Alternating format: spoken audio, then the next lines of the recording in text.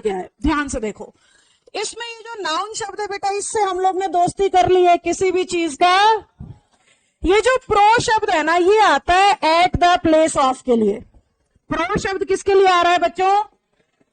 या फिर एक बार सीजीएल में पूछा गया था फ्रेज के तौर पे in lieu of. In lieu of या एट द प्लेस ऑफ एक ही बात होती है। सीजीएल में फ्रेज में वो कैप में पूछा गया था what is the meaning of in lieu of, और उसका मीनिंग होता है एट द प्लेस ऑफ।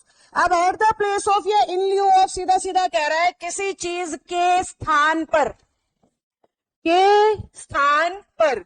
और नाउन का मतलब क्या है? किसी भी चीज का। इन दोनों को जोड़े तो डेफिनेशन तैयार हो जाती है। नाम के स्थान पर जो शब्द आते हैं वो क्या हैं? जिन्हें आप बचपन में सर्वनाम के तौर पे पढ़ते थे, संज्ञा के स्थान पर आने वाले शब्द। अब बात ये आती है कि प्रोनाउन को नाउन की जगह लगाते क्यों है?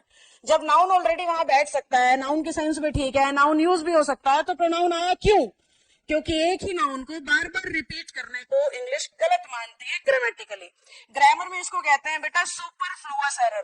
ग्रामर में इसको कहते हैं सुपरफ्लुअस एरर।